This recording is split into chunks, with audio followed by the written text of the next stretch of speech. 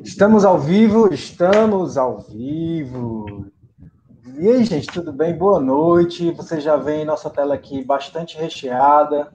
Nossa tela hoje está bem mais ampla, diversa, bem representada, com esses rostos mais rejuvenescidos, rostos novos, né? Gente nova, cara nova. E a gente quer dar uma boa noite para vocês. São exatamente 20 horas 30 minutos no horário de Brasília.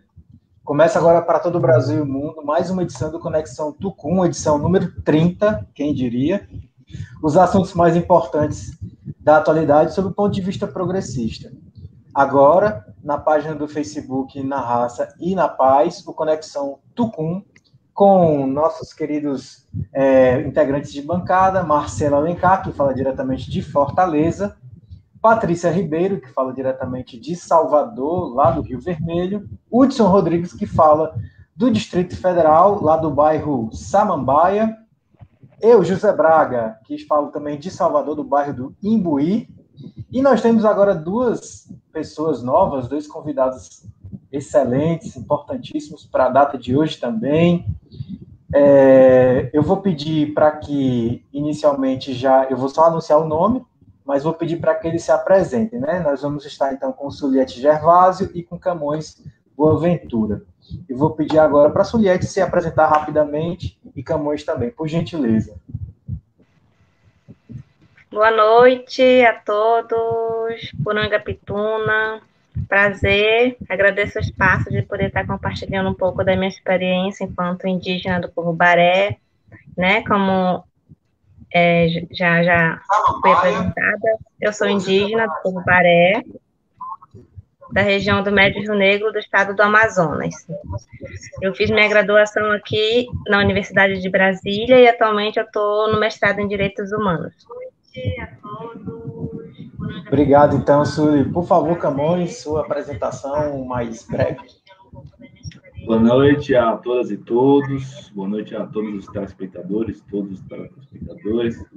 Um prazer e uma honra, um agradecimento a Marcela, ao Hudson e ao Braga e à Patrícia pelo convite. Eu sou Camões Boaventura, procurador da República, trabalho, portanto, no Ministério Público Federal, que tem a missão constitucional de defender interesses coletivos dos povos indígenas.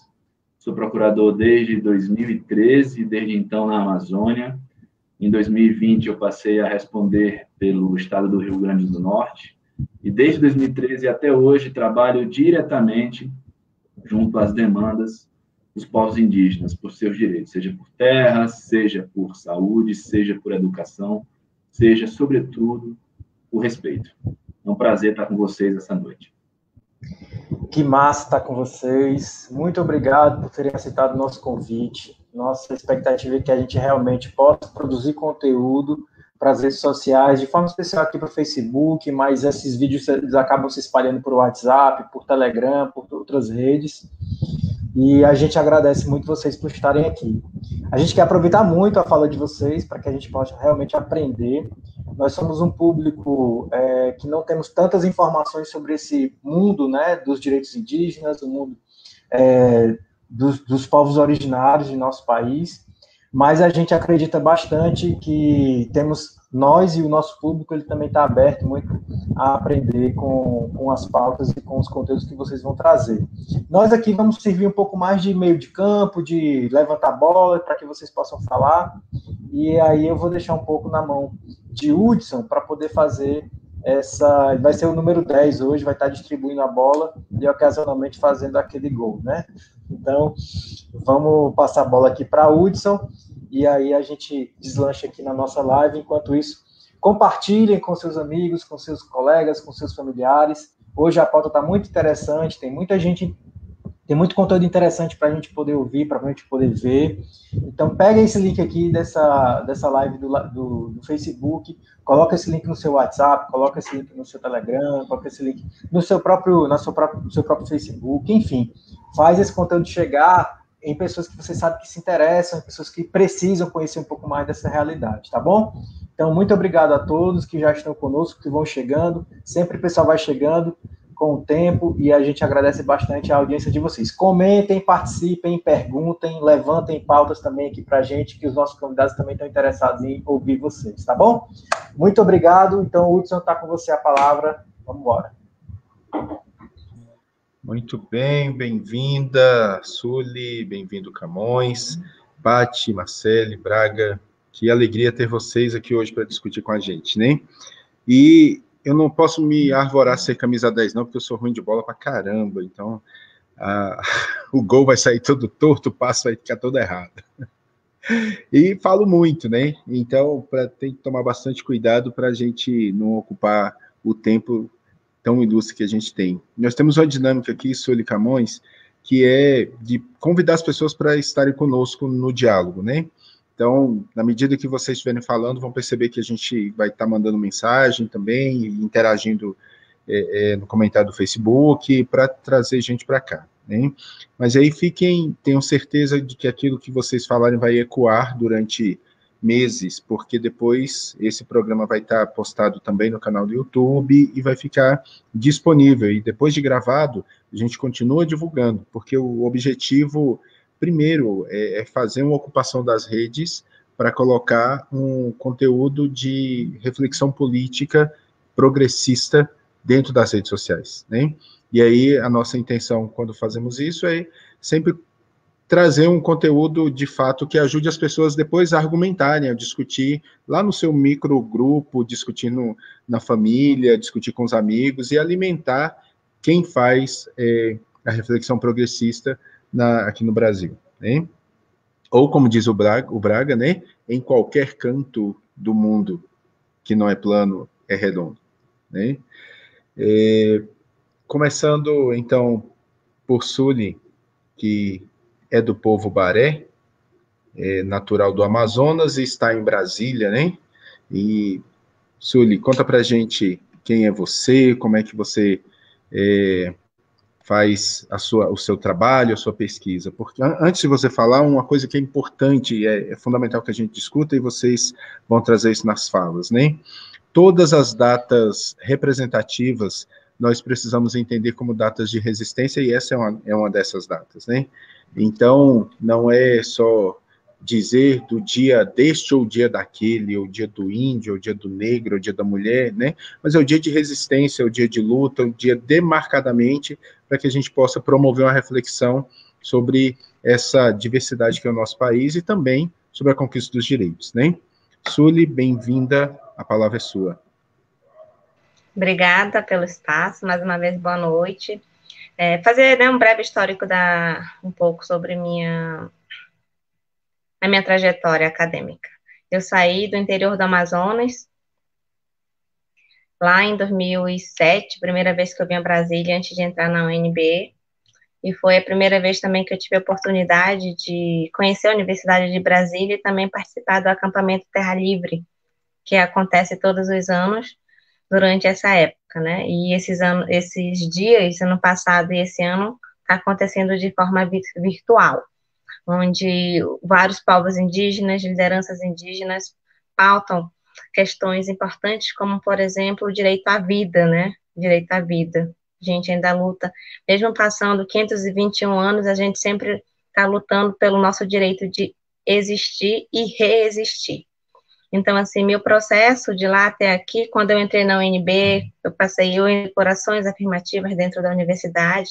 Importante dizer que essas vagas de ações afirmativas para indígenas foi uma conquista também do movimento indígena, né, das lideranças indígenas. E hoje eu estou no mestrado em Direitos Humanos, tentando dar um retorno através da minha pesquisa, pesquisando territórios, a importância do território para os povos indígenas. Mas antes de falar sobre a questão do território, que é importante, falar também dos nossos direitos que nós temos conquistados e reconhecidos tanto nacionalmente e internacionalmente, né?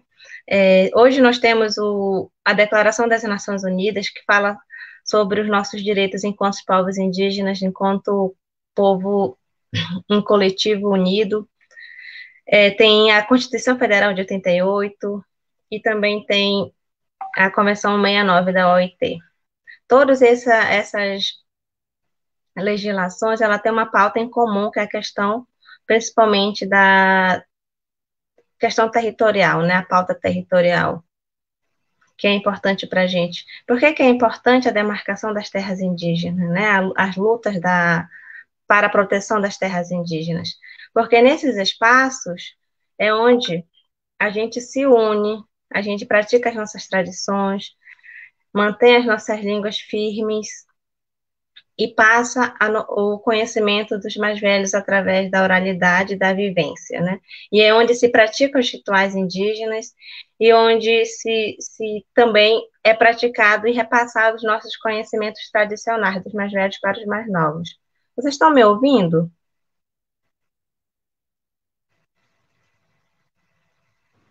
Perfeito, Suli. Estamos te ouvindo sim. Ah, sim, tá bem, porque aqui travou, aí eu achei que vocês não estivessem ouvindo. Não, é porque o Braga deu uma mexida aí para você ficar em destaque. Tá bem.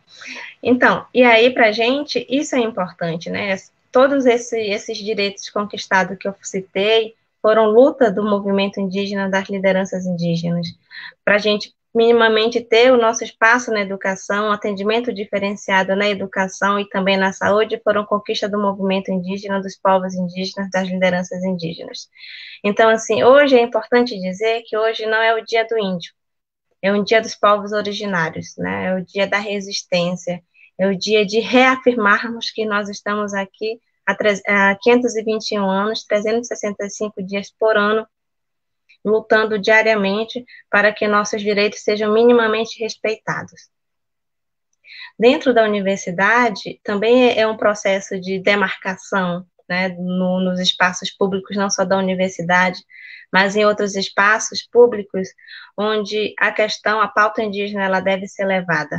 Hoje, infelizmente, o que se vê muito nas escolas, principalmente nas escolas de ensino básico, de ensino infantil, o Dia do Índio, né? A gente sempre vê os indígenas, as crianças, na verdade, não indígenas, voltando da escola com um cocarzinho de papel na cabeça, pintadinho de tinta guache, mas, na verdade, essa visão e o que os livros de história contam é uma história totalmente distorcida, é uma história totalmente equivocada, porque nesse território, quando o Pedro Álvares Cabral descobriu o Brasil, que, na verdade, a gente diz que o nosso território, que hoje é chamado de Brasil, ele foi invadido, né? Os nossos ancestrais, vários povos indígenas sofreram um verdadeiro massacre. Por isso que a gente diz que hoje é o dia de comemorar. Vários povos indígenas foram dizimados, né? Através de violência, de chegadas de doenças nas aldeias, como, por exemplo, a varíola. E esse ano não está sendo diferente. Com a pandemia do Covid-19, várias comunidades indígenas, vários indígenas foram afetados, vários indígenas, várias nossas bibliotecas vivas, que a gente chama, conhecedores das nossas tradições, foram levados pelo Covid-19. E quando, na maioria das comunidades indígenas, o Covid-19 chegou através do não indígena, principalmente de garimpeiros, né? O território Yanomami hoje é o território que está tendo, é um dos territórios que está sendo invadido por garimpeiros. E o atual governo sempre tentando legalizar, por decretos, leis, portarias, a entrada dessas pessoas no território. Então, é uma verdadeira violência. Então, assim, por que quando a gente ouve é muito terra para pouco índio? Quem não é indígena não entende a importância da demarcação de uma terra, não entende o porquê que a gente luta tanto para que as nossas terras sejam demarcadas e protegidas. Porque nesses espaços é onde realmente eu falei, onde que a gente pratica os nossos rituais. Porque para nós, enquanto povos indígenas, o território não é um mero pedaço de terra, um pedaço de chão, que eu planto, tiro o meu alimento, mas também é um lugar espiritual, é um lugar sagrado, que vai para além do bem material, mas o imaterial é importante, né? Esse respeito que tem com a natureza, de acreditar nos seres espirituais que nos protegem e que também a gente protege através da luta pela demarcação. Isso é importante. E para quem não é indígena, é difícil entender essa importância, né? E aí, quando eu falo dessa importância, eu gosto de citar o povo Guarani Kaiowá, do Mato Grosso do Sul. Por que que eles preferem lutar, ficar na beira de BR, passando necessidade? Não é porque eles querem algo maior, é porque lá naquele lugar está a ancestralidade do povo Guarani. Então, assim, vai além do bem, né, do dinheiro, né, que a sociedade não indígena gosta de dinheiro, gosta da economia, e a gente não vê isso. Então, assim, a nossa luta, como eu falei, eu não falei, né, que hoje nós somos 305 povos indígenas no Brasil e somos 174 línguas indígenas. O que é que nos une enquanto povos indígenas? É a terra, é a demarcação da terra. Nós somos diversos, mas a gente se une e se respeita também nessa diversidade, porque o que é importante para a gente é a terra. Então, assim, eu sempre falo que sem a terra, nós, povos indígenas, nós não temos e não somos nada, né? A questão do meio ambiente é importante, a saúde é importante, a educação também é importante. E quando a gente se fala de saúde, eu não falo da saúde que é conhecida, essa saúde ocidental, mas eu falo da saúde espiritual também, né? A saúde para nós vai além das quatro paredes de um consultório, saúde para nós ela é intercultural. E se tratando de educação, também a gente tem dois viés quando fala de educação. A educação para nós é aquela educação que a gente vivencia, é o que a gente aprende na oralidade, o que a gente aprende no dia a dia. E tem essa educação ocidental, onde a gente aprende a ler, a escrever, a pesquisar, né? Então, essas são as duas diferenças de educação que a gente, enquanto povos indígenas, vê. Então, assim, sem um território, nós não somos nada, nós não temos vida, né? Tanto que, por exemplo, as maiores terras que são protegidas, que mantêm ainda a floresta intacta, são as regiões onde as terras demarcadas, né, que são dos povos indígenas, na verdade é do povo indígena, mas é da União, né, e quem protege é os povos indígenas. As maiores florestas intactas, elas estão na região amazônica, que é conhecida mundialmente como o pulmão do mundo. Se a gente está cuidando da floresta, não é somente pensando em nós, a gente pensa muito na coletividade também, não só nos povos indígenas, mas também nos não indígenas, né, na humanidade. Então, assim, para a proteção, a nossa luta, além de lutar por território demarcado, mas também nós estamos ajudando a salvar vidas de não indígenas que muitas das vezes ainda são ingratos, desconhecem a nossa luta, a nossa cultura, né, nos tratam com discriminação, preconceito nos espaços onde a gente está.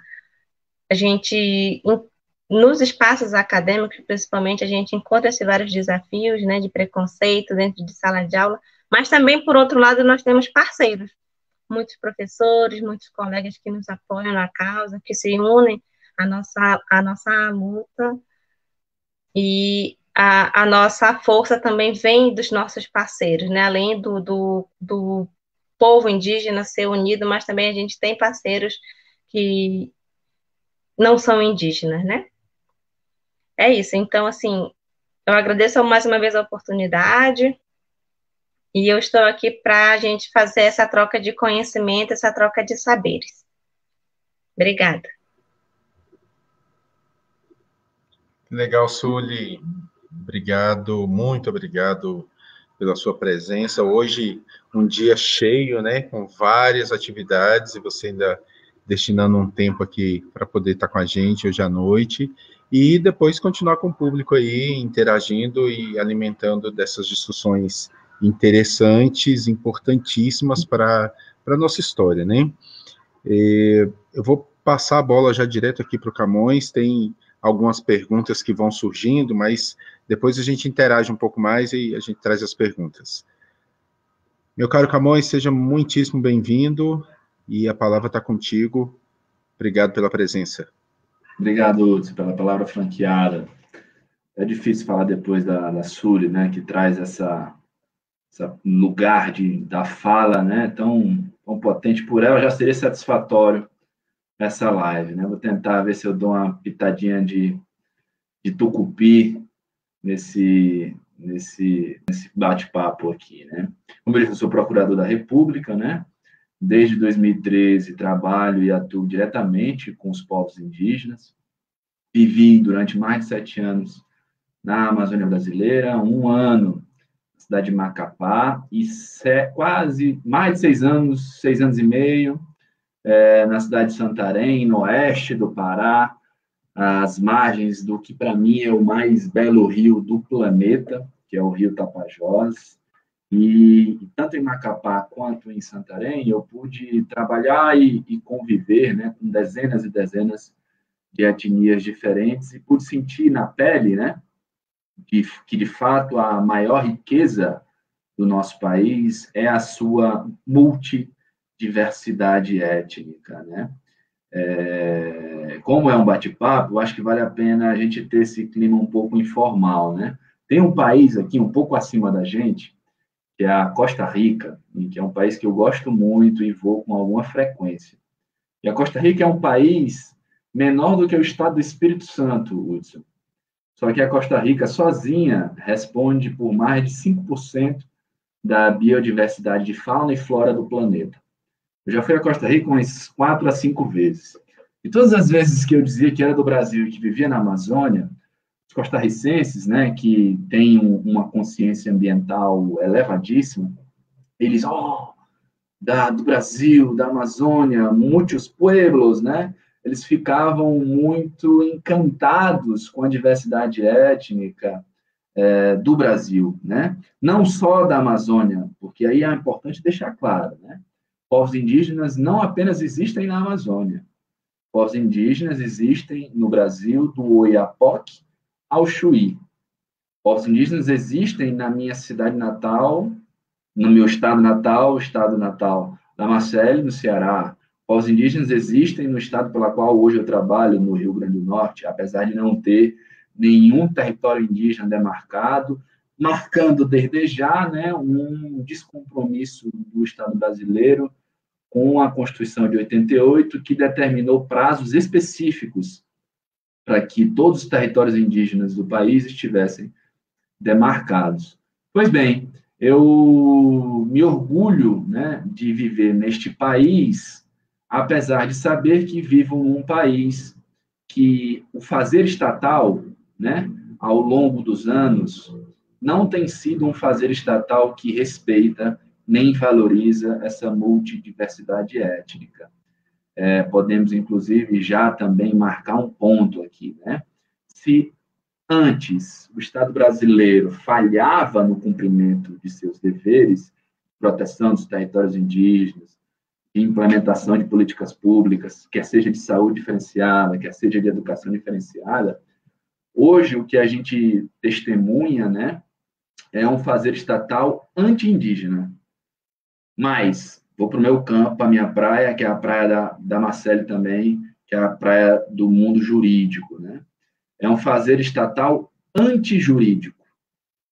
A Sully, na sua exposição, né, ela já nos anunciou, né, povos indígenas, né, diante suas mobilizações, que jamais cessaram, mas que se intensificaram do ponto de vista político para a garantia de direitos no período pré-constituinte, final da década de 70, início da década de 80, perto da aprovação da Constituição, da construção da Constituição de 1988, através da UNIR, né, que é a União Nacional dos Indígenas, só que eles sempre se mobilizaram por direitos. Então, todos esses direitos que a Sully pincelou aí, direito a um território demarcado e protegido, direito a uma saúde diferenciada, direito à educação intercultural e bilíngue, nada disso são favores, são benesses, nada disso surgiu do céu.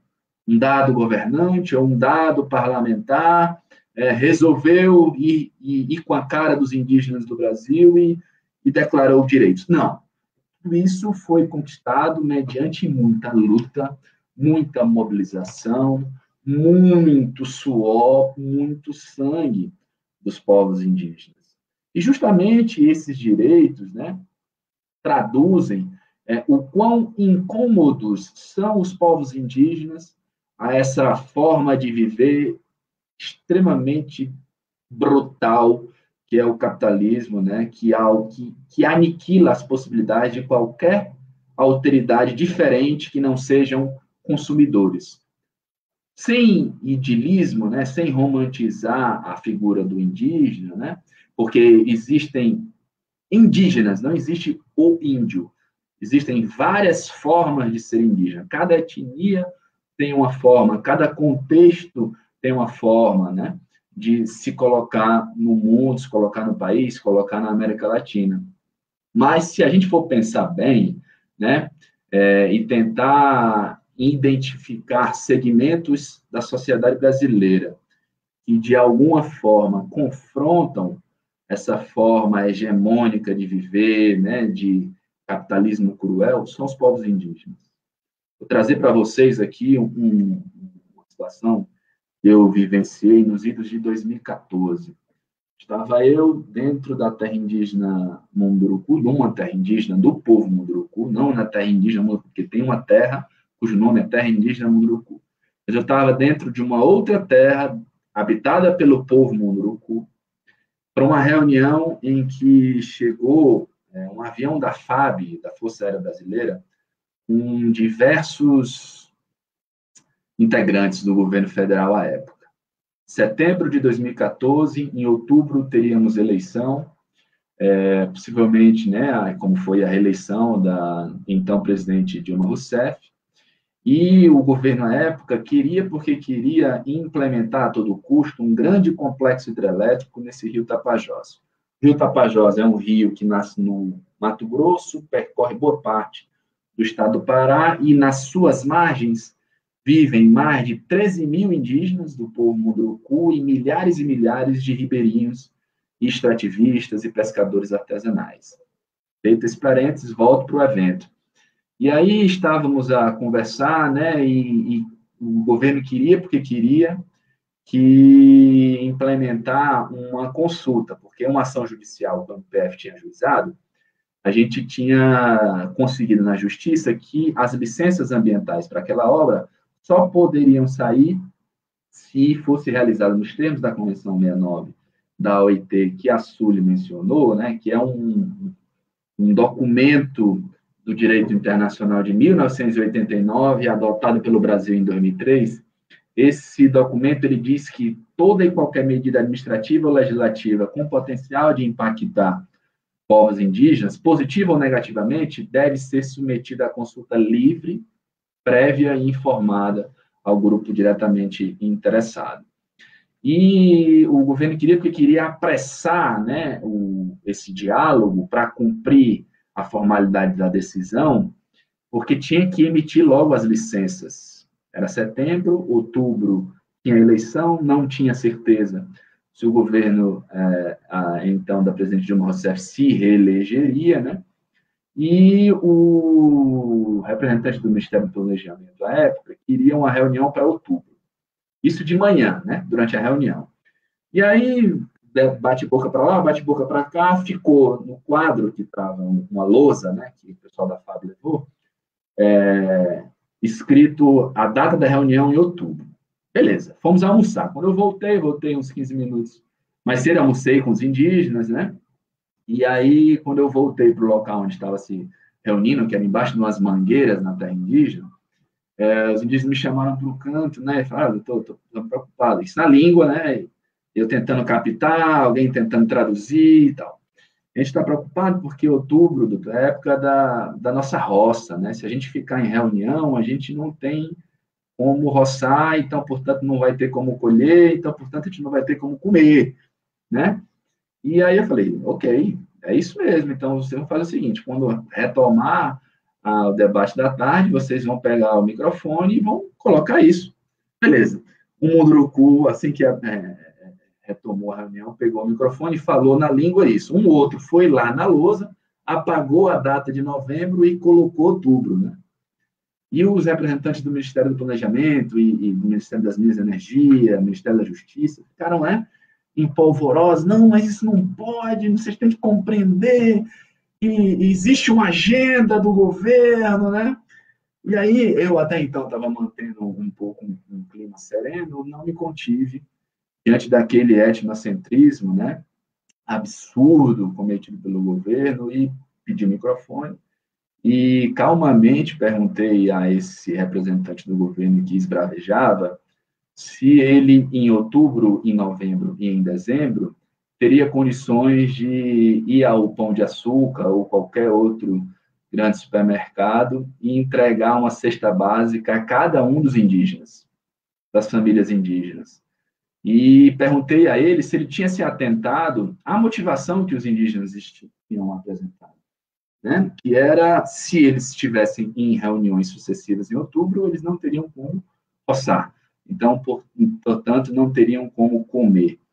Veja, isso é, para mim, né, um fato que ilustra bem a dificuldade da sociedade homogênea, né, a sociedade envolvente, ou a sociedade não indígena, que não queira se atentar à realidade indígena, de entender todas as nuances do que é ser indígena, do que é ser um povo da floresta, do que é ser um povo que tem uma língua nativa, né? Isso é muito difícil de entender se a gente não se doar a essa realidade, certo?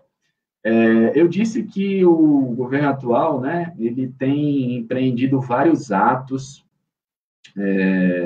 anti-indígenas, mas antes de me adentrar para algum desses atos aqui, eu queria lembrá-los, né, que durante o período da ditadura militar, onde todo mundo se assusta, né, com as mortes, as prisões, as censuras, e por aí vai, mais de 8 mil indígenas foram mortos. Isso não sou eu que estou dizendo, são dados da Comissão Nacional da Verdade, que exarou um relatório e que detectou que no período da ditadura civil-militar, mais de 8 mil indígenas foram mortos.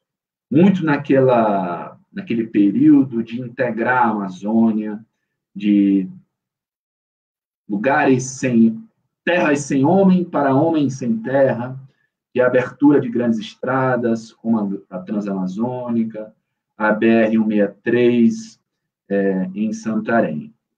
Certo. Depois desse episódio dramático na vida dos povos indígenas do Brasil, veio a Constituição, como eu disse, fruto de intensa mobilização. Os indígenas, então, passaram a ser protagonistas do ponto de vista jurídico do cenário nacional, né? E só aprofundaram, no melhor sentido, as suas garantias de direito. Só que isso, não, como eu disse, não é algo que apeteça o regime capitalista e o regime neoliberal, que, vez ou outra, mostrava suas garras para aniquilar direitos dos povos indígenas. Só que antes havia uma certa maquiagem, entendem? Uma certa predisposição ao diálogo, mas que, na verdade, era um diálogo que retardava a implementação de direitos.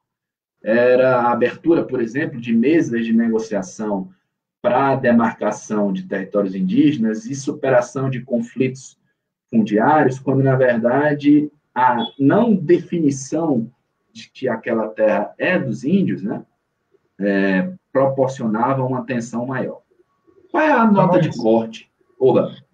Deixa eu te perguntar, aproveitando nessa sua fala dessa intencionalidade, que parece que tem aí algo que é meio mascarado, né?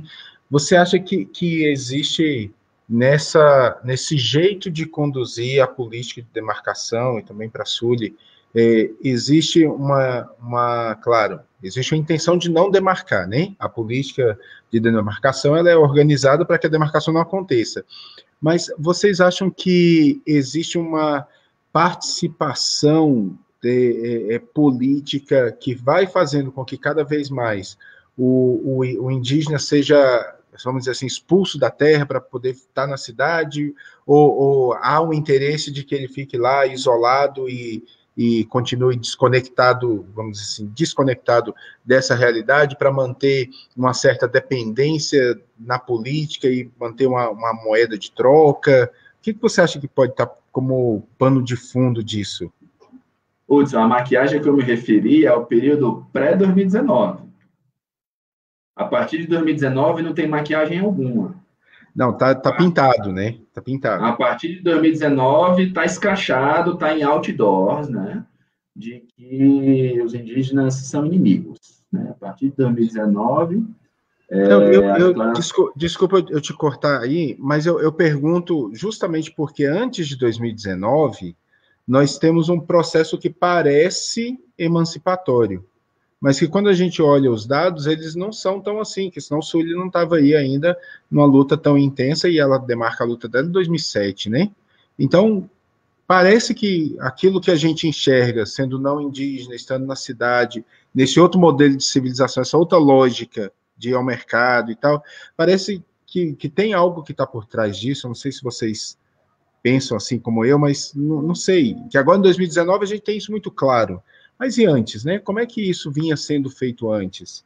Tem um espaço ou tem intenção de manter essa relação de dependência? Antes eu via como um campo de disputas, entende? Como um campo de disputas, os indígenas buscando seus espaços, né? Buscando a concretização de seus direitos. E aqui vamos marcar logo uma coisa importante, né? Indígena não é só aquele que vive nu, no mato, na floresta, né? As culturas, elas são fluidas, né? É inimaginável que a gente queira que o indígena de 2021 seja o mesmo de quando as cortes europeias invadiram o território brasileiro, né? É inimaginável. Há ainda, para a gente louvar e defender com unhas e dentes, né? Muitos povos indígenas em isolamento voluntário, sobretudo na Amazônia, onde eu trabalhei um pouquinho aí. Eu acho que no microfone da Sony. Pronto. Onde eu trabalhei, né, tanto em Macapá quanto em Santarém, tem muitos registros de povos indígenas isolados. Eu trabalhei e trabalho com diversos povos de recente contato, que mantêm muito de suas culturas pré-colombianas, né? Mas não tem só indígena assim, né? Tem indígena aqui, a Sueli.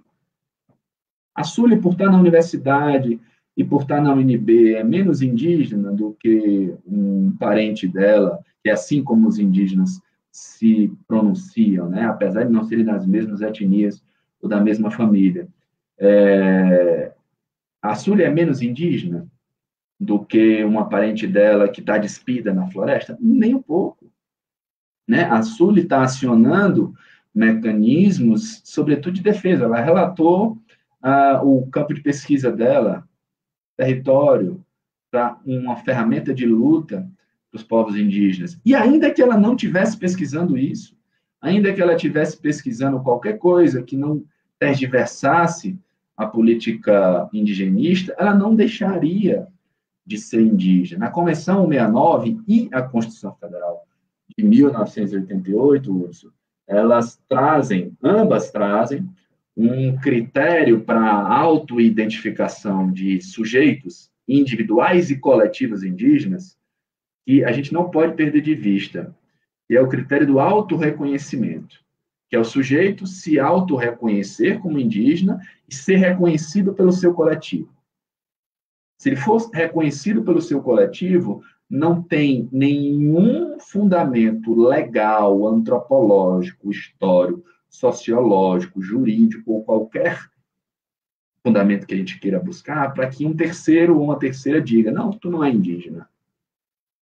Não existe fundamento nenhum para que isso venha a ocorrer, a não ser uma arbitrariedade, a não ser um etnocentrismo brutal, extremamente violento. A Marcela quer perguntar. Quero. Camões, eu estou ouvindo sua fala, maravilhosa por sinal, e eu fiquei com uma dúvida, né? Você falou que pré-2019 a gente tinha uma maquiagem ali nessas questões de demarcação de terra, mas havia diálogo, pelo menos, havia a disputa, havia aquela sensação de estar vivenciando um Estado em que ainda se podia lutar por esses direitos e está ali na disputa, no campo da disputa, no campo democrático, porque democracia é isso, né? São interesses e segmentos disputando espaço, disputando poder e convivendo. A minha questão, nesse momento, é que tipo de armas os povos indígenas, os povos originários têm hoje, diante de um governo que diz claramente que não vai demarcar 1 centímetro de terra, que, enfim, um governo que perdeu a mão realmente e não tem nenhum interesse em diálogo, nenhum interesse em discutir, né? Nem abrir a sala para a discussão. Se a Sully quiser responder, para não monopolizar a fala, eu posso, depois dela, responder alguma coisa sobre isso. Deixa eu só engatar a pergunta por gente.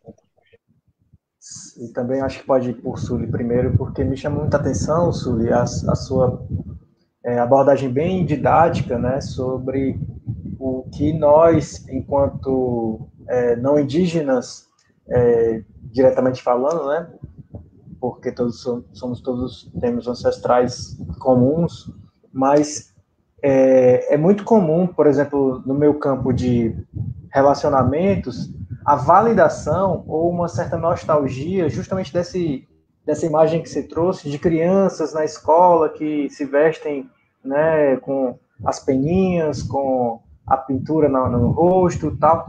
E existe uma certa nostalgia, porque as escolas, pelo menos aqui eu trabalho hoje em dia, elas já não fazem mais isso realmente. Mas há uma demanda das famílias que lembram desse dia nas suas, né, respectivas gerações e meio que demandam que a escola, poxa, era tão legal, eu gostava, e criam nessa situação assim, algo de que é uma experiência negativa. E aí, se você pudesse, de uma forma ou de outra, porque eu acredito que é um público que também tem curiosidade de entender melhor por que, enquanto indígenas, vocês não consideram isso uma prática que seja realmente educativa, pedagógica, e aí a gente consegue estabelecer alguns critérios melhores para esse tipo de reflexão. Te agradeço se você puder abordar isso aí.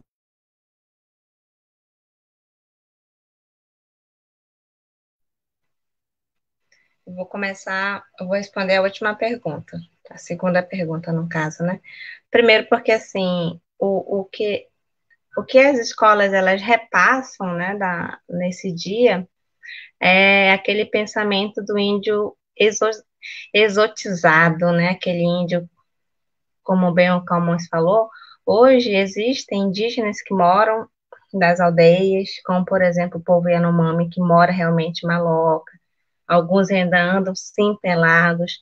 Tem indígenas que não têm contato com o mundo branco, até como indígenas, né? Tem indígenas isolados, tem indígenas na cidade. Então, esse dia, o que é repassado para a escola para a gente nos deixa um pouco revoltado, primeiro porque não conta a verdadeira história, que eu falei que foi do processo de invasão, colonização, que nós, povos originários, a gente sofreu, né? Então, aí por aí já vai. E ainda, nesse dia que para a gente é um dia de resistência, ensinam só como eu falei para vocês, a música da Xuxa, que toca lá, né? Aquela música, eu até esqueci o nome lá, mas é essa música da Xuxa que colocam nas escolas, sem levar em consideração todo o processo cultural, que para a gente é sagrado, né? A pintura para a gente é sagrado. Usar cocá é sagrado. Nem todos os povos podem usar cocá. Nem todo indígena pode usar cocá. Só lideranças indígenas. Então, eu não posso também sair na rua 24 horas pintada de Índia, né? Pintada usando meu brinco de pena, saindo pintada de urucum, genipapo. Porque para a gente todo esse processo tem um significado que é de luta. de luta e resistência que hoje é importante, né? Então, assim, quando fala da questão da demarcação da terra, o que nos une hoje, contra principalmente esse governo genocida, além do território, nós somos muito unidos, né? O povo indígena em si é exemplo para vários outros movimentos aí sociais, exemplo de união. Antigamente, as lideranças sempre falam isso, antigamente a luta pela proteção das terras, né, pelas conquistas do direito, realmente era feita no braço, braçal, na briga. E hoje, como que nós estamos nesse processo todo de enfrentamento? Nós estamos aonde? Na universidade, buscando conhecer melhor nossos direitos, né? Hoje mesmo nós temos um dos indígenas advogados que mais atua em defesa dos povos indígenas, do direito dos povos indígenas, que é o Eloy Terena, um grande jurista aí, indígena. E assim, hoje a nossa arma é a caneta e o papel, é o conhecimento, né?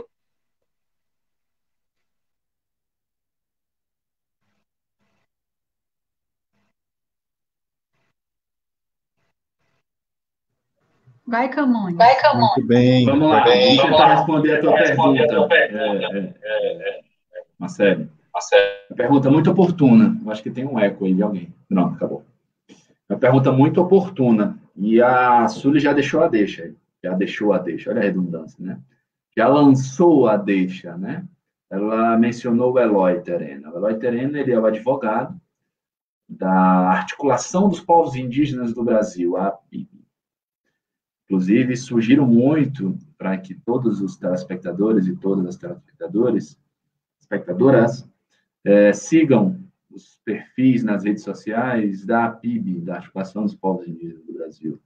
Seguir a APIB é se informar do que tem acontecido com os povos indígenas e dos mecanismos que os povos indígenas têm acionado para fazer resistência a isso. Mas voltando à tua pergunta, Marcele, a gente está falando de um segmento do Estado brasileiro, que é o executivo. O Estado brasileiro tem outros poderes, que muitas vezes falham, mas que subsistem, pelo menos no ponto de vista constitucional, para fazer contrapreso a vícios e falhas de cada um desses outros poderes. Muito, por exemplo, em virtude do altivismo judicial da Articulação dos Povos Indígenas do Brasil, o judiciário brasileiro tem dado boas demonstrações este ano.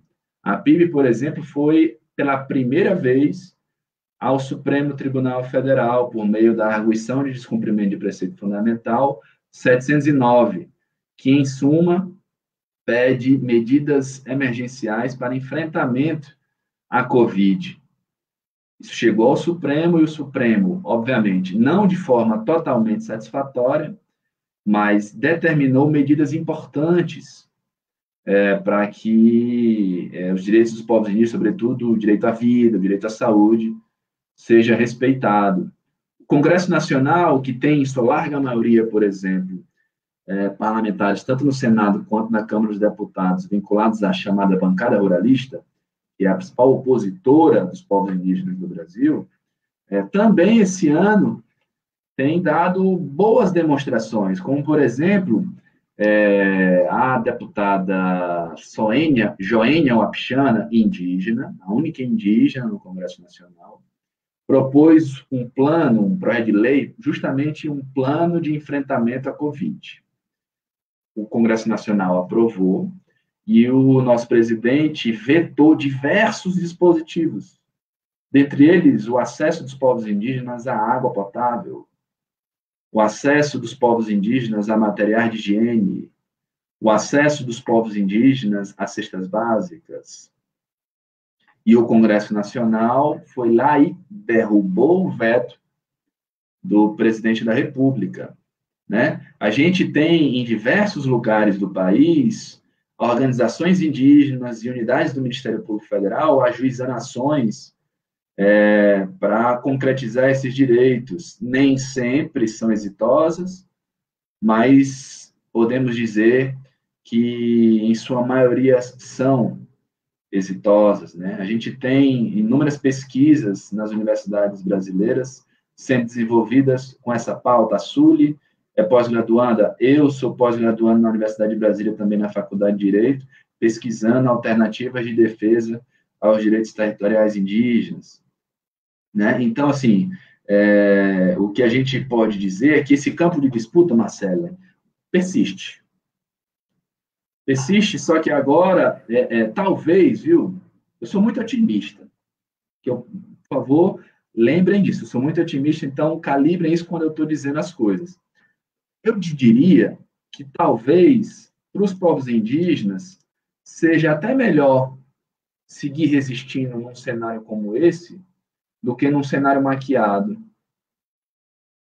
Porque enquanto se tinha essa aparência de vão manter o diálogo, mas que, na verdade, direitos eram sonegados, eram suprimidos, eram omitidos, em alguma medida havia alguma postura de vamos aguardar. Agora que a guerra foi declarada, né, em que se diz, não vamos demarcar mais nem um centímetro de terra indígena, né, vamos desmarcar as terras indígenas, vamos invadir as terras indígenas, os indígenas não têm o que esperar. Os indígenas precisam ir ao confronto com o papel e a caneta, como a Sully diz. Hoje, um dos maiores juristas do país é um indígena, Luiz Eloy Terena. Né? Olha só, veja como os povos indígenas do Brasil eles vão fazendo apropriações e reapropriações do cenário para se manterem vívidos e altivos, né? Eu não sei se eu já entro agora, se vocês querem emendar uma outra pergunta, mas eu acho interessante mencionar e brevemente analisar um pouco desses atos, para a gente não ficar só na abstração, né? E dizer, olha, por que o governo Bolsonaro, né, ou por que esse atual governo é tão anti-indígena? É só porque ele fala? O falar já é muita coisa, né? Hoje eu participei, por exemplo, de um webinário que eu sugiro que todas e todos assistam, está no canal do MPF no YouTube, onde a gente debateu riscos da mineração e do garimpo em terras indígenas. Tive a honra de participar junto com Davi Copenau, que é um xamã intelectual indígena, das maiores e principais lideranças indígenas históricas do Brasil, com a Sônia Guajajara, que é a coordenadora da Articulação dos Povos Indígenas do Brasil, e outros. E a gente debatia alguns desses pontos. Um desses por exemplo, o projeto de lei 191, tramita no Congresso Nacional, que tenta autorizar mineração e garimpos em terras indígenas. O primeiro ato, senhoras e senhores, isso é emblemático, o primeiro ato da gestão Bolsonaro foi a MP 870, de 1º de janeiro de 2019. O que é que dizia essa MP 870 para fins do nosso debate? Tirava da FUNAI a atribuição de demarcar territórios indígenas e passava para a Secretaria de Assuntos Fundiários, vinculados à pasta da Agricultura, e essa Secretaria de Assuntos Fundiários é até hoje ocupada por um ruralista totalmente averso aos povos indígenas. Primeiro ato, senhoras e senhores.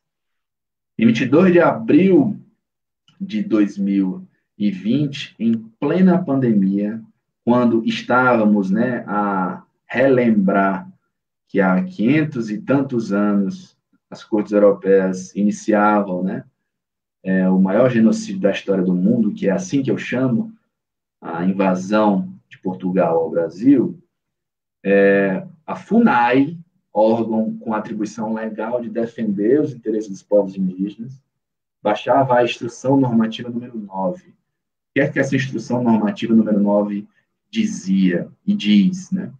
Ela determinava que todas as terras indígenas do país que não tivessem alcançado a homologação, que é o último estágio do processo administrativo de demarcação, tinham que sair da base de dados do CIGEF. SIGEF é o Sistema de Gestão Fundiária Nacional. É onde tem um banco de dados de todas as posses e propriedades do Brasil, rurais. Aí você pergunta, o que isso representa na prática? Representa que, por exemplo, se o Hudson ou a Marcele tivessem uma posse num imóvel rural, eventualmente sobreposto a uma terra indígena que não estivesse homologada, eles poderiam receber nada consta da FUNAI e poderiam ir ao cartório, por exemplo, e tentar registrar a legalidade da sua posse. Mais recentemente, teve a Instrução Normativa número 1, conjunta da FUNAI e do IBAMA, autorizando na prática uma atividade que a gente denomina de arrendamento rural, que são terras indígenas passarem a cultivar grãos, por exemplo, em larga escala, e os povos indígenas serem, na prática, trabalhadores de grandes empresários. Vejam só.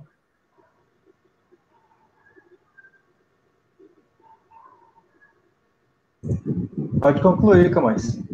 Estou adiantando só aqui uma pauta. Tá fechando teu áudio. Oi, travou, não foi? Pronto, não. Agora. Voltou? Voltou. Bom, tem a completa desestruturação da FUNAI, né? Que é o órgão indigenista que tem essa função de defender os povos indígenas. Teve muito recentemente também, e aí eu vou finalizar minha fala, porque tem muitos atos, mas eu vou parar por aqui para não monopolizar a fala e a gente interagir. Teve recentemente a resolução número 4, também da FUNAI. O que é que essa resolução estabeleceu? Ela estabeleceu critérios de heteroidentificação de sujeitos indígenas e povos indígenas. A FUNAI, né, estabelecendo parâmetros para que o Hudson, a Marcele, eu, o Braga, a Patrícia, qualquer um que nos escuta, chegue para alguém e diga, você não é índio.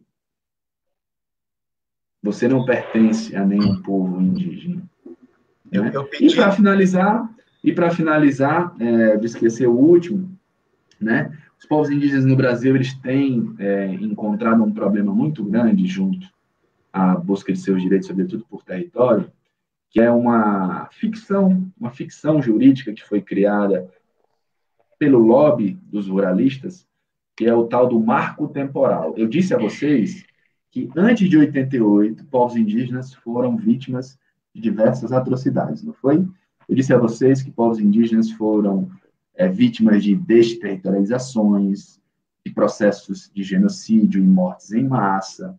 Eu disse a vocês que antes da Constituição de 88, diversos povos indígenas tiveram que sair fugindo de suas terras, porque senão morreriam.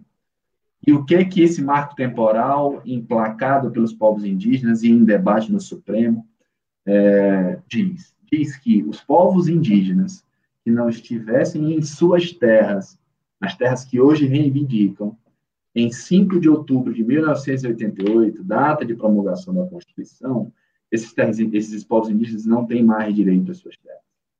É isso que o marco temporal diz.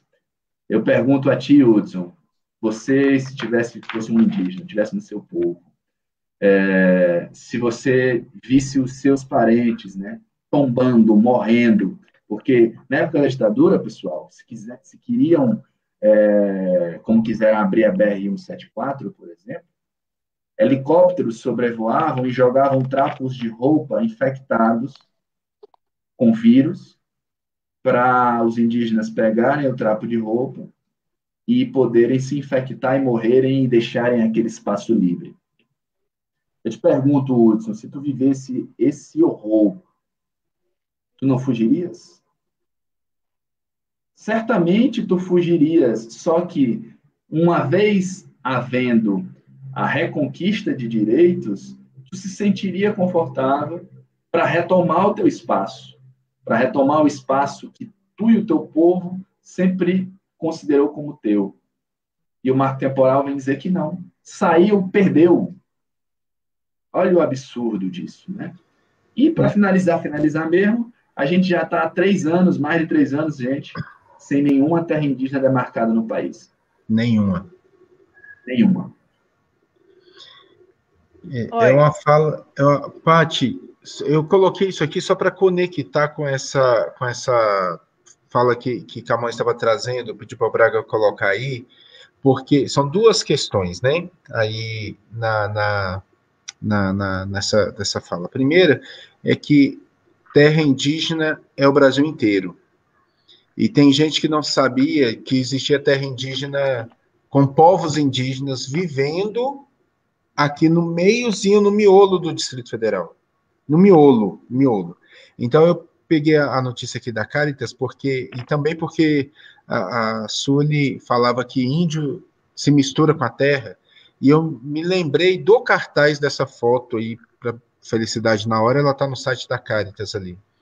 É o Santuário dos Pajés, aqui no centro de Brasília, para que tenha uma ideia do que é a especulação imobiliária deste lugar.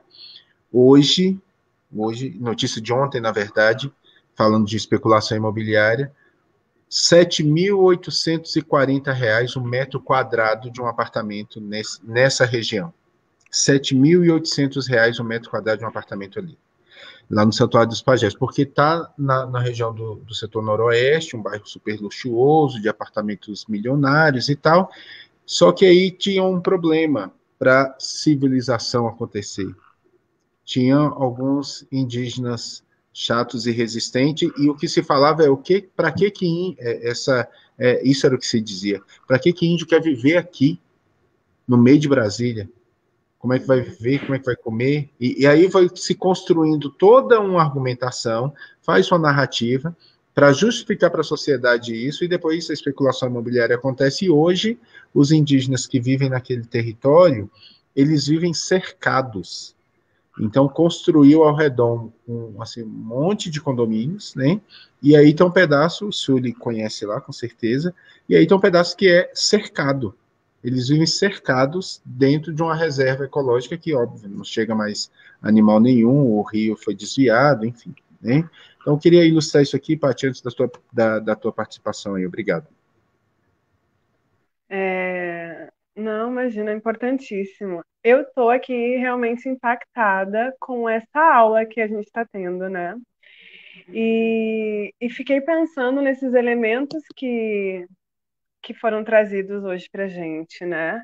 É, da, desses povos, né, originários que não é hoje o dia, são todos os dias, são 365 dias que a gente precisa refletir sobre os nossos povos, né? A gente precisa entender que... E aí, Camões trouxe uma bomba pra gente, que eu fiquei refletindo, e antes dele falar, eu também fiquei pensando assim, agora tá dado, não tá mais maquiado, né?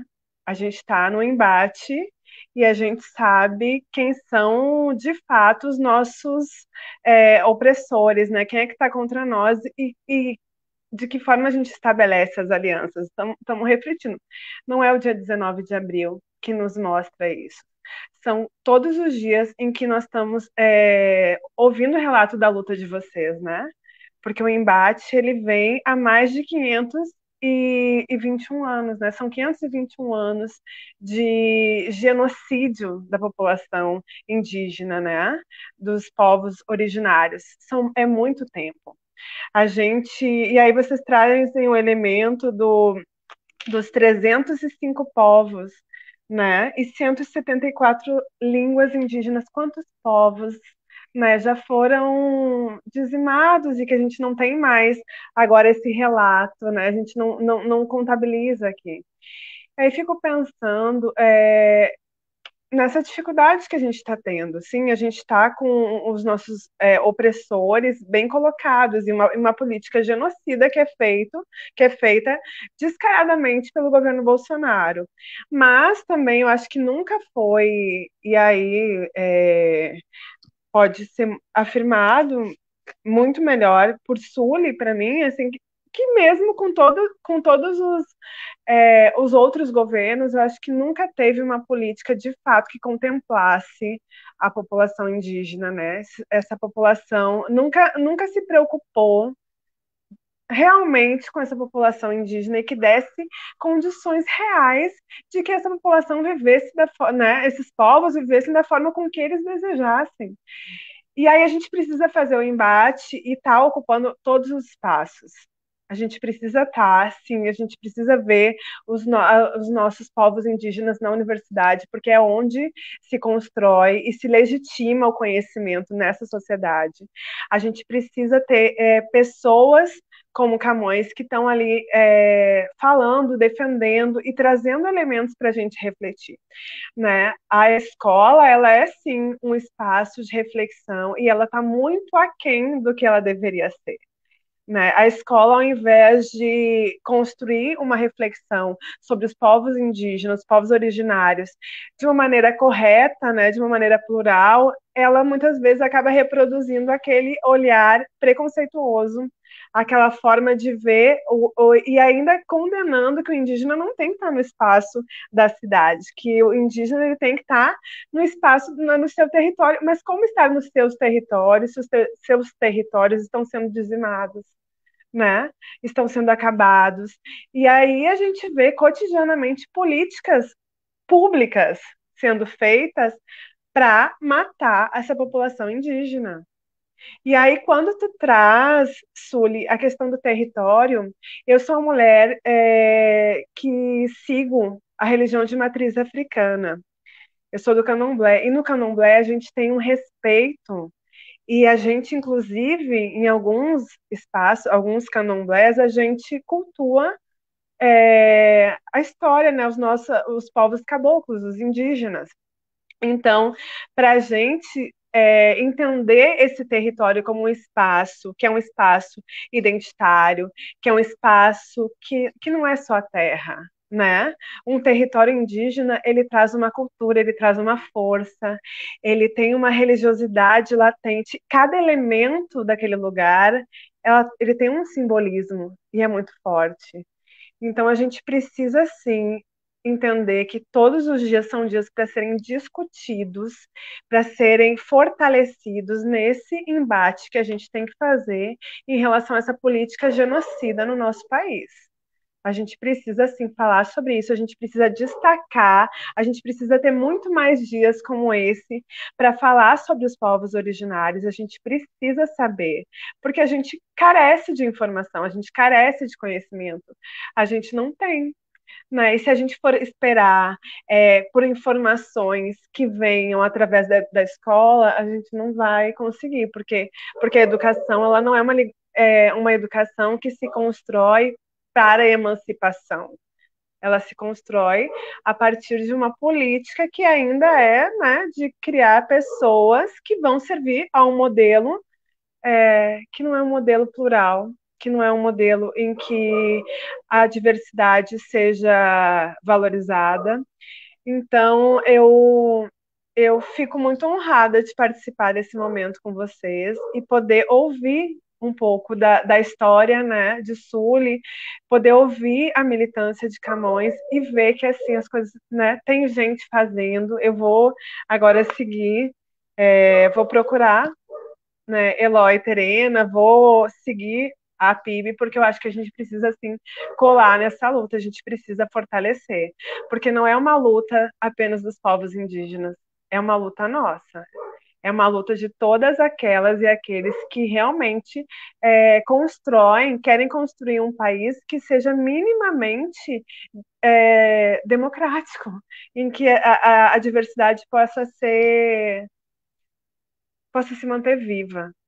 Então eu agradeço e estou assim feliz em poder estar aprendendo com vocês. Feliz assim. Obrigada. Deixa eu só, Paty, massa.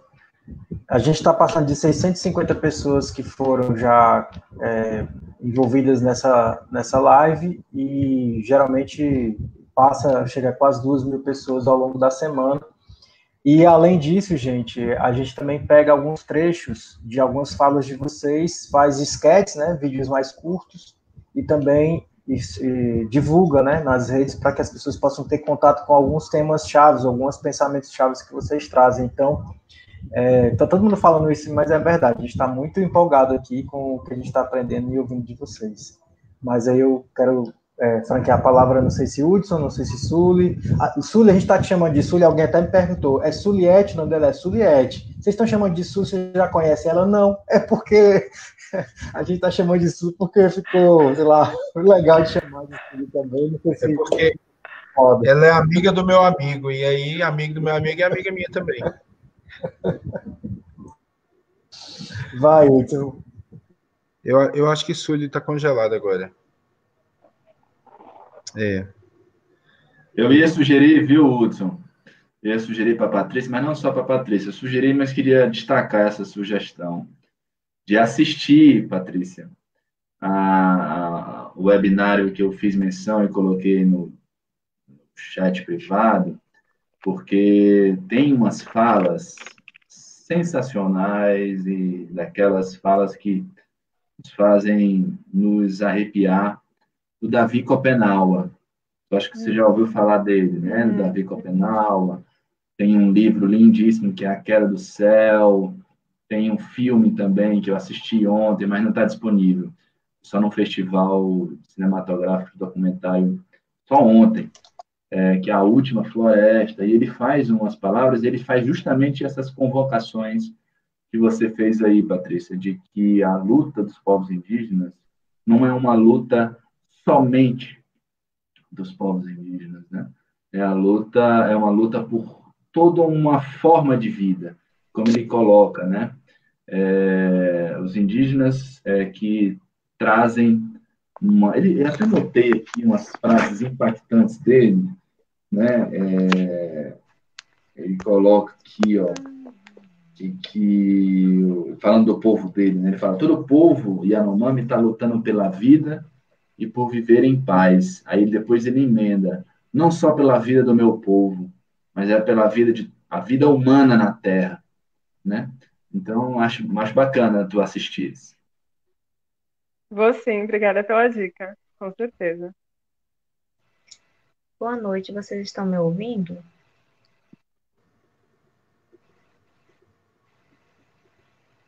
Sim, estamos. Acho que o Hudson está congelado agora. Não, tá não. Estamos, Sully. Você está ouvindo a gente também? Pode falar. Não tô. Não tá ouvindo, não. Hudson, fala aí, então dá uma... Tá travado, Sully. Quando você conseguir, Suliette, pode entrar atravessando a fala aqui para poder fazer as tuas considerações, tá bom? Acho que nisso que toda essa reflexão, Camões, que você traz, acaba que fomos eu e Braga recomendar lá no Facebook o vídeo e postamos duplicado. Ficou bastante referendado lá agora, porque realmente é uma temática assim fundamental, né? E a pergunta que eu teria aqui para a Suliette tem muita conexão com isso que você dizia, Paty, que é justamente sobre a dimensão religiosa, né? É o meu lugar de experiência, eu sou professor de ensino religioso, e aí, por estar nesse lugar do ensino religioso, mas venho de tradição católica, então, assim, também sou professor de ensino religioso, mas eu sei que foi a minha tradição religiosa que chegou como um instrumento do massacre no Brasil, né? E isso, no Brasil e na América Latina, de um modo geral, né? Mas tem algo hoje que eu percebo, você falava de ser otimista, né? Tem algo que eu percebo de movimento de libertação, um movimento de mais esperança nessa dimensão do respeito à diversidade religiosa. E não, assim, parece estranho falar isso, né? Porque nós vemos o momento dos mais fundamentalistas da nossa história. Mas na semana passada eu participava de uma discussão, aliás, há 2 semanas, uma discussão sobre ecumenismo, e nós dizíamos exatamente o que você disse quando fala da demarcação. Neste momento em que tem um movimento fundamentalista maior, se afirma o movimento de ecumenismo. Parece que na hora que a gente tem um cerceamento da liberdade religiosa, na hora que a gente tem um cerceamento do direito de expressar a sua fé, é que aqueles e aquelas que são de grupos que estão sendo perseguidos, que se encontram e se fortalecem. E eu queria perguntar para a Sully isso, né, e também para você, Camões, aí na experiência que vocês trazem, se vocês percebem um movimento de resistência e da espiritualidade, das expressões, das manifestações religiosas vindas dos povos originários, como uma possibilidade de resgate nesse nosso tempo, ou se é uma leitura muito, vamos dizer assim, romanceada minha. O que vocês acham?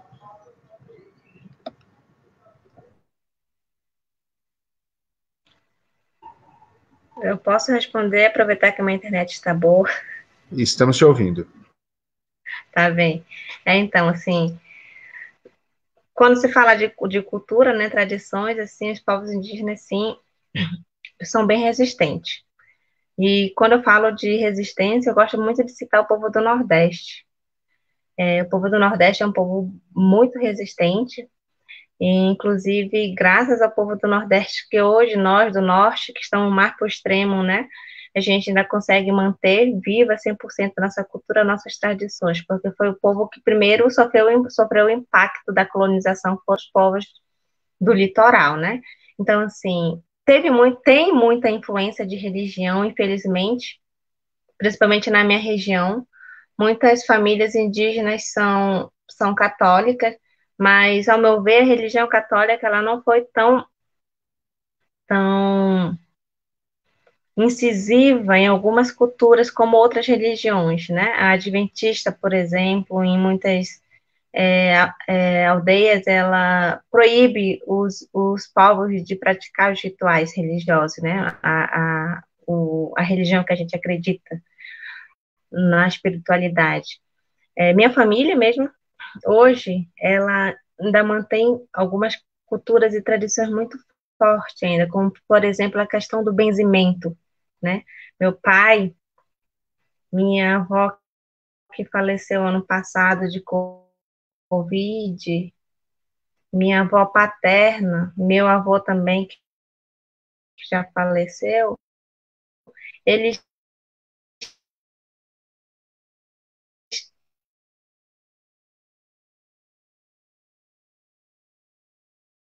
são todos benzedores, né? De várias ervas, né, para cura. Na maioria da cultura dos povos indígenas ainda é muito forte, né? Mas, por outro lado, também tem esse processo sim, que eles não praticam mais a sua cultura, o seu ritual, suas danças. É isso.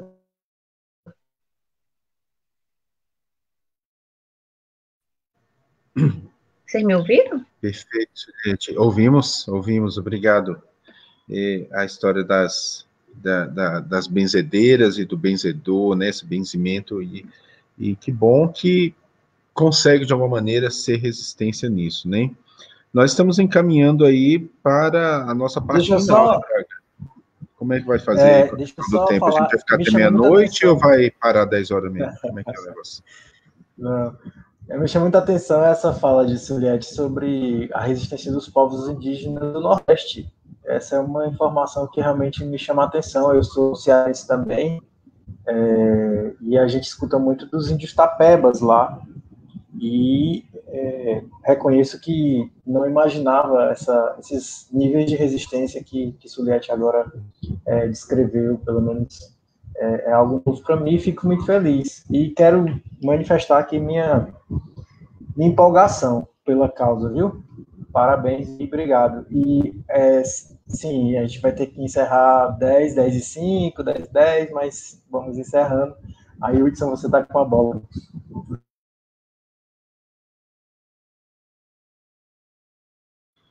Eu vou destacar aqui, antes de passar para Camões, eu não sei, Braga, eu vou tentar te mandar no WhatsApp a imagem, eu não sei se eu vou conseguir, mas tem uma amiga, Márcia Lages, que é professora e é psicanalista, está aqui participando conosco.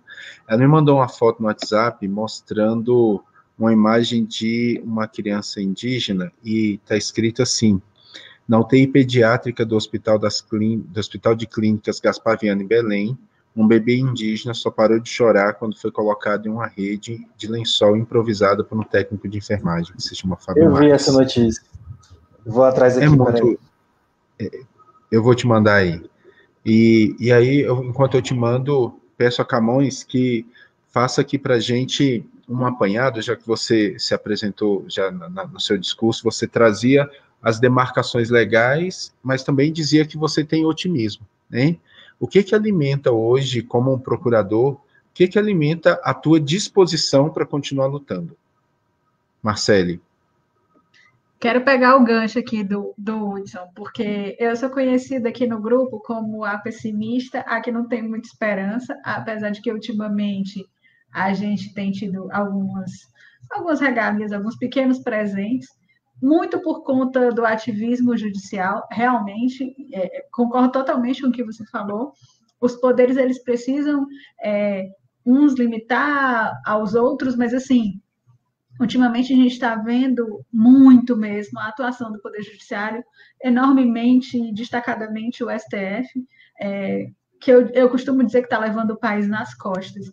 Então, assim, vou pegar o gancho do Hudson e quero, dê-me uma pitada de otimismo, Camões, por favor, porque tá difícil.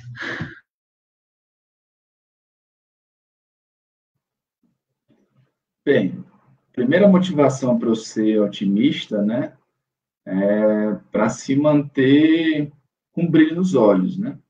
Se a motivação não mais subsiste, os brilhos nos olhos se esvaem e aí, né, a vida vira um automaticismo muito nefasto, né? Segundo fundamento que eu diria particularmente, né, eu acho que é em virtude desse convívio já de quase uma década muito intenso com a luta dos povos indígenas. É praticamente indescritível, gente, em poucas palavras, dizer o que é testemunhar a riqueza e a beleza da resistência desses povos, sabendo da história de expoliação que eles são historicamente vítimas há séculos.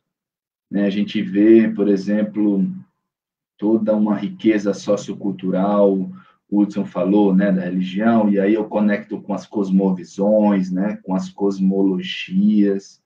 Então, é muito engrandecedor, muito inspirador, sério, poder estar, em alguma medida, inserido, né, nesse universo onde essas cosmovisões e essas cosmologias, apesar de séculos e séculos de opressão, ainda subsistem e fazem a gente flutuar positivamente um pouquinho, né?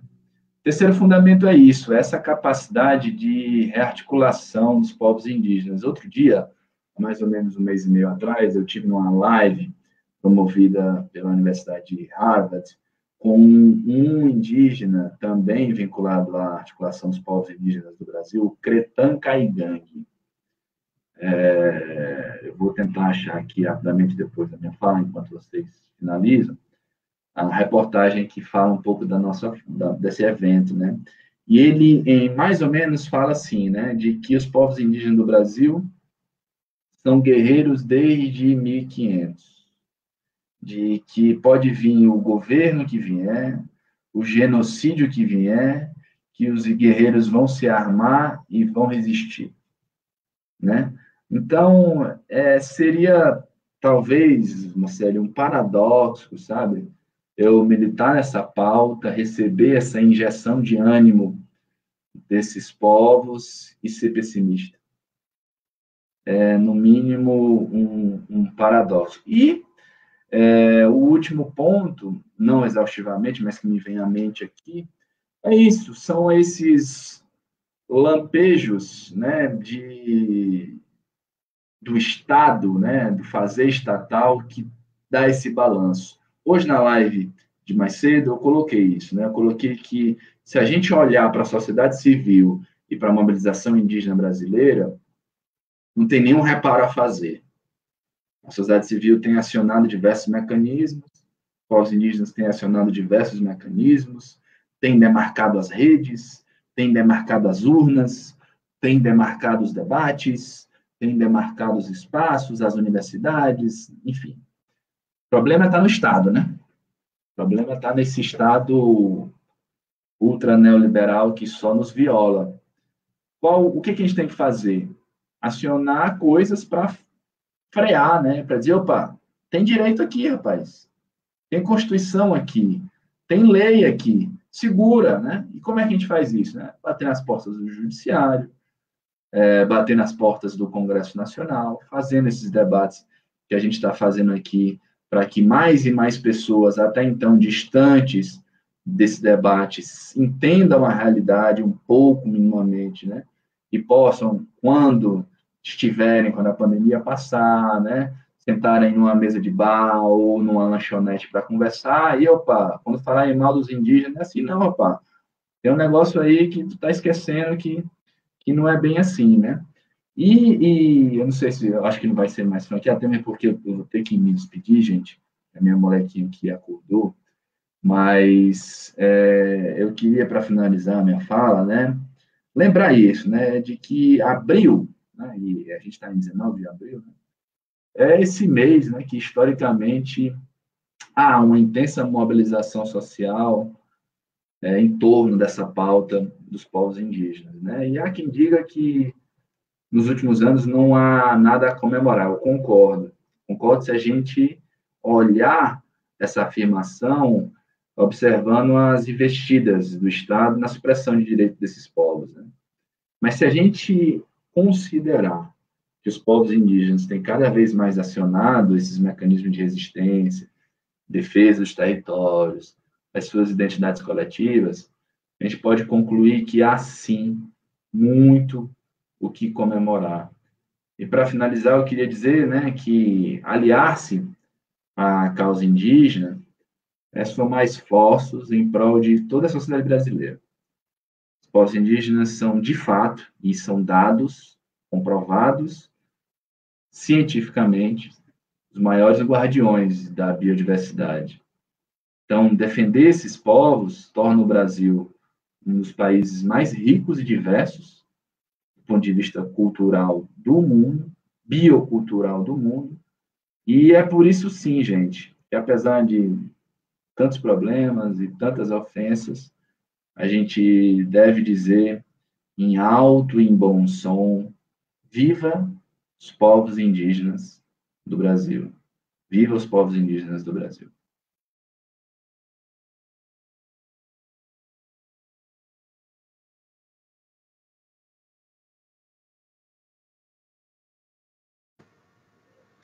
Viva os povos indígenas, viva o povo Baré, que Suliete é do povo Baré, os Guarani Kaiowás, que estão aí na região e que são tão demarcadamente presença na minha vida, pessoalmente falando, assim, na minha experiência de fé, por causa das várias pessoas que conheço que participaram por lá.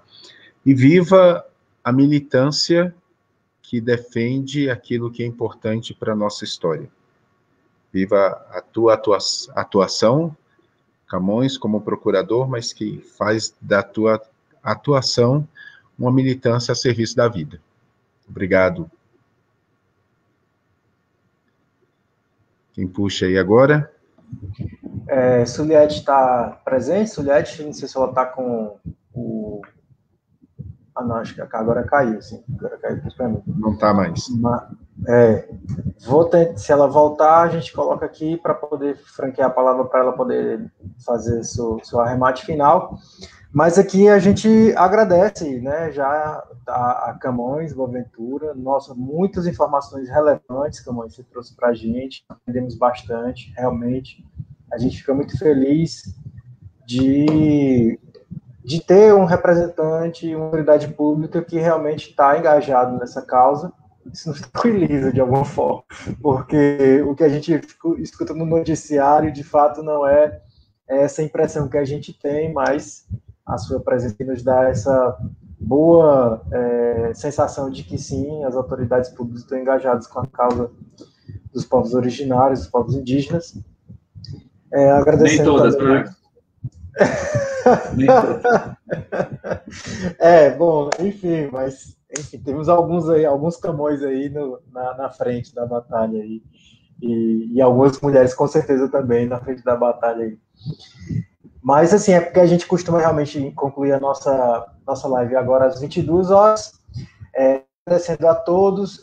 Acredito que como sugestão, né, comum na noite de hoje, todas as segundas a gente dá dicas, né, para as pessoas, mas a gente vai deixar a dica aqui concentrado nesses links que você trouxe, principalmente da live que você falou, e também você colocou um outro link que eu vou colocar aqui também no público, e aí a gente já vai facilitando para as pessoas que tiverem contato com esse conteúdo aqui. Quero dar, então, por gentileza, quero franquear, na verdade, a palavra para vocês, para também vocês, nossa bancada fixa, se despedir. E muito feliz pelo conteúdo que a gente gerou hoje à noite, para que ele se espalhe ainda mais ainda. Passamos das 700 pessoas alcançadas, e isso é relevante, e vamos chegar a mais de 2, se Deus quiser, nessa semana. O que eu mais queria falar?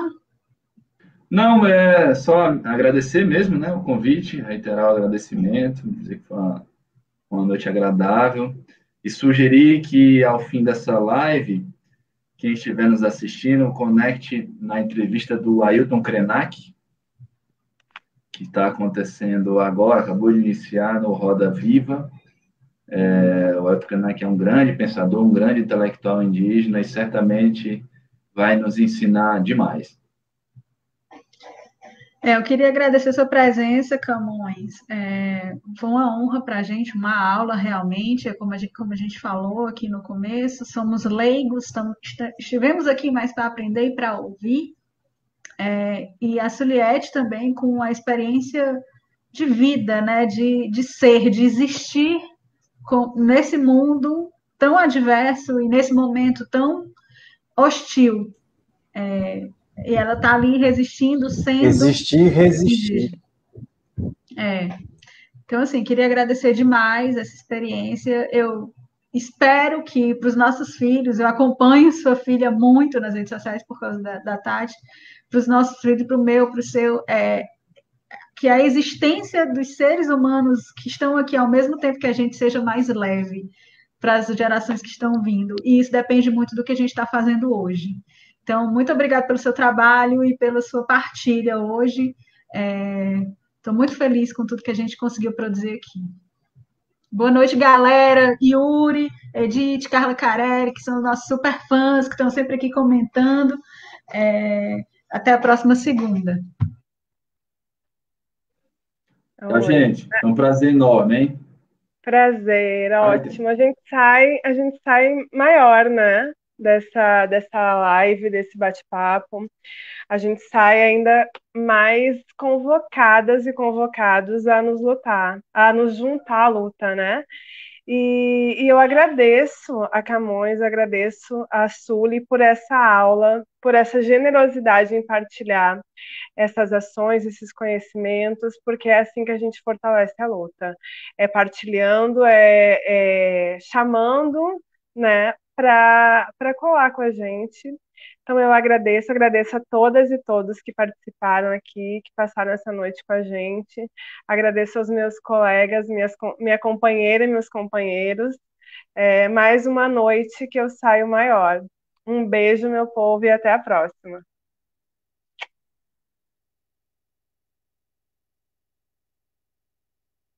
Tchau, boa noite.